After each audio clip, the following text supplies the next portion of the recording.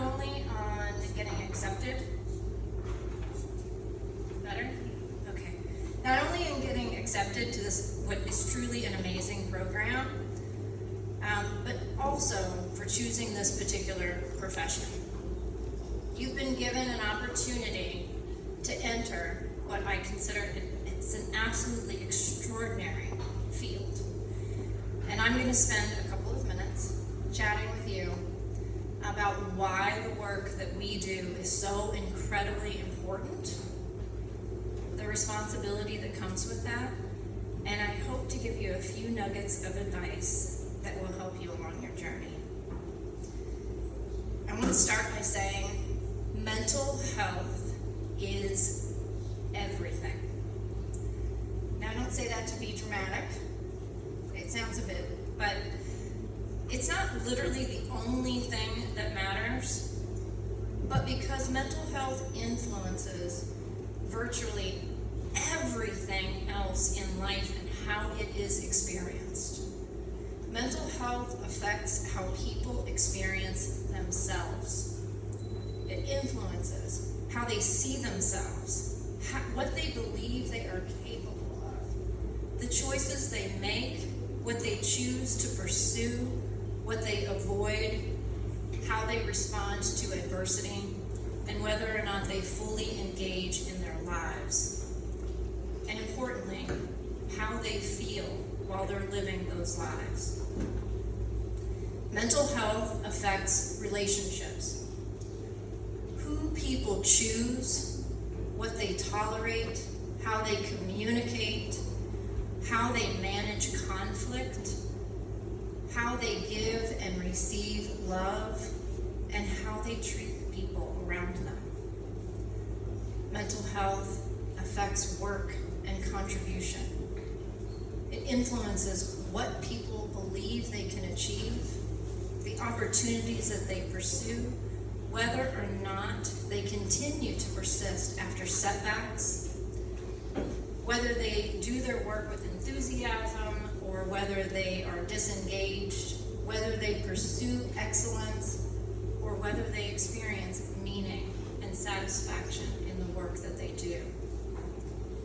Mental health impacts generations.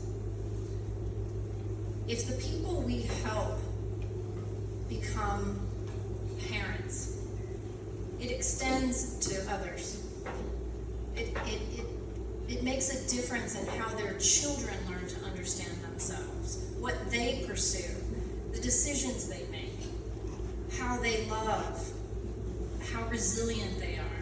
And if they choose to become parents, it also impacts them as well. In other words, the effect of what we do is pervasive and it's exponential.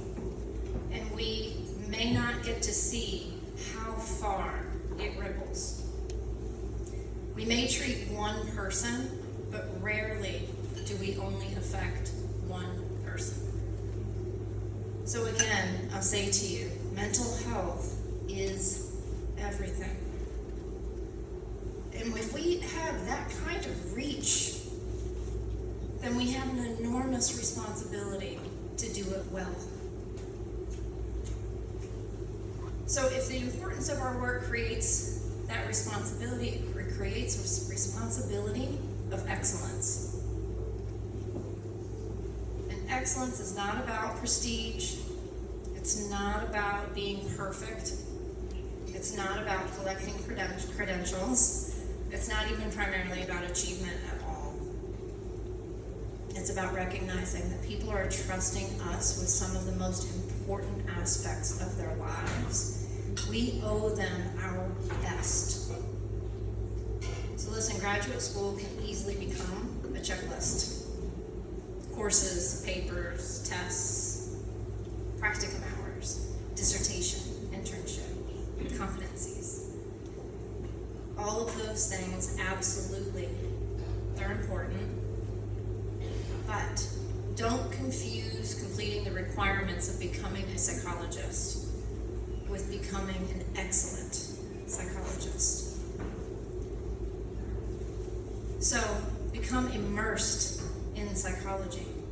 Become a genuine consumer of ideas. Don't read a theory solely because it's going to show up on an exam. Read it until you understand why someone devoted an entire career to developing it. Wrestle with ideas, compare theories, notice patterns, question assumptions, read research because it absolutely fascinates you. Develop a relationship with the field that continues far beyond when someone is grading you. Don't just accumulate information, develop depth. Breadth makes you competent, but depth will make you wise, and they are both important. So, if that's the responsibility that we have, how do you become that psychologist? So I put together 5 pieces of advice that I hope will help you on your journey. It was really hard to narrow it down to 5. I'd like to restructure how you think about confidence. Confidence does not come from knowing everything. And in this profession, the more sophisticated you become, the more you realize what you don't know and the vast amount of information there is to know. The best kind of confidence is being completely comfortable not knowing something because you know that you are a responsible clinician and you trust that you will investigate it. You will read, you will consult, you will ask questions, you will do the deep dive, and you will persist and figure it out. So confidence is not, I know everything. Confidence is, I trust myself to figure out what I don't know. And where does that confidence come from? It comes from intention. It comes from commitment, and it comes from resourcefulness. And this is also what allows people to step outside of their comfort zones. Not recklessly, not taking on things that they're not prepared to do, but being willing to stretch precisely because they know that they will do the work that's required to rise to the challenge. That's my first piece of advice. Number 2, stay curious and become a lifelong learner. A degree does not mark the end of your education, particularly in psychology. We are considered early career psychologists for 10 years post-licensure. Science changes, treatments evolve, new research challenges the things that we thought we knew before.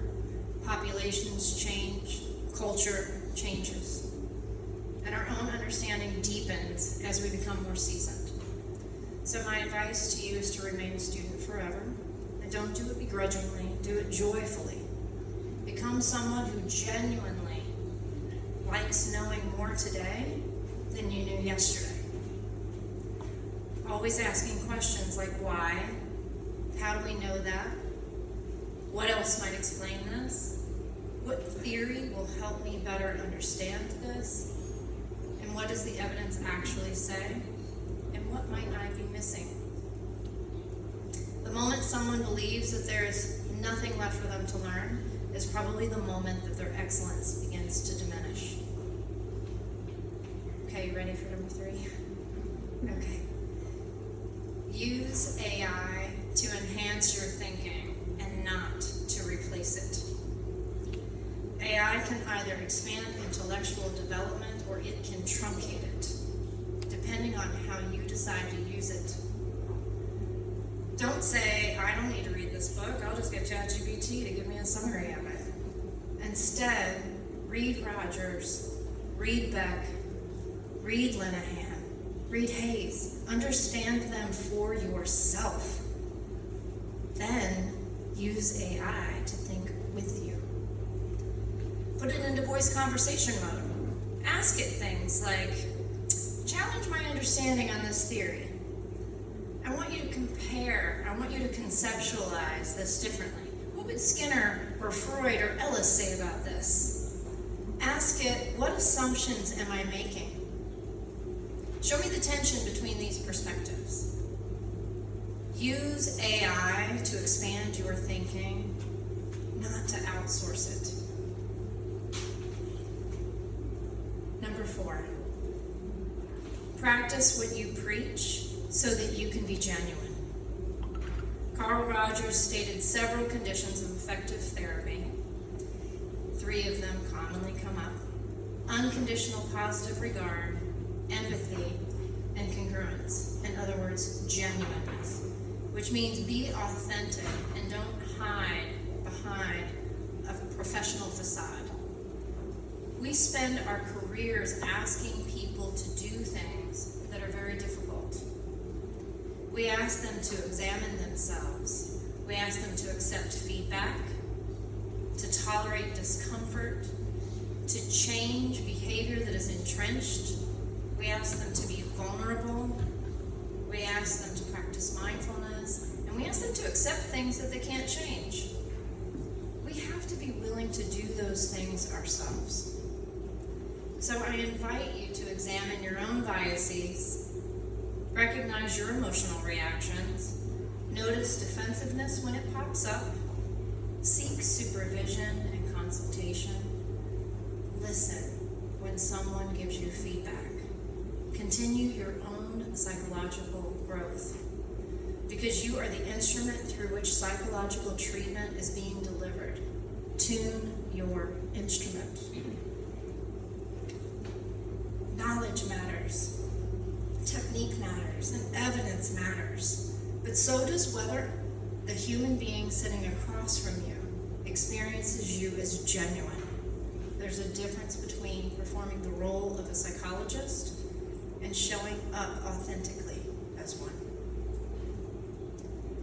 And last but not least, don't spend your life chasing your ideal self. You've likely spent years saying, I'll be happy when. At one point you probably said, I'll be happy when I get my driver's license. I'll be happy when I finish high school. I'll be happy when I get into college, finish college, when I get into graduate school. You're here. And within weeks, that goalpost will move. When I finish this semester, when I get into practicum, when I finish my CCE, when I match for internship, when I defend, I graduate, when I get a job, I get promoted. It could go on and on. There's nothing wrong with striving. But don't become so attached to the person that you are trying to become that you fail to experience the person that you already are. Watch wanting the current moment to be over just so that you can get to the next one. Practice mindful appreciation of where you are right now. You've arrived.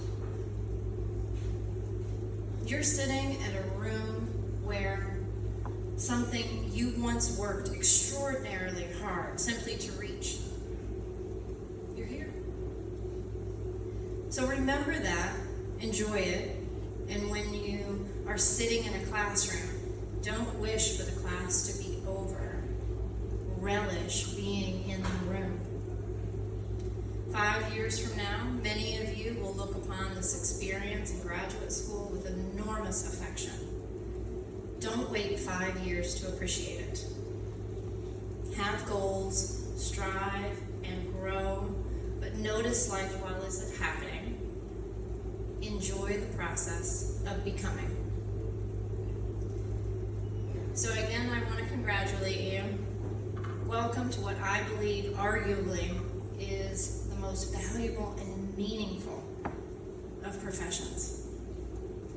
Approach it with curiosity, with humility, enthusiasm, and with excellence.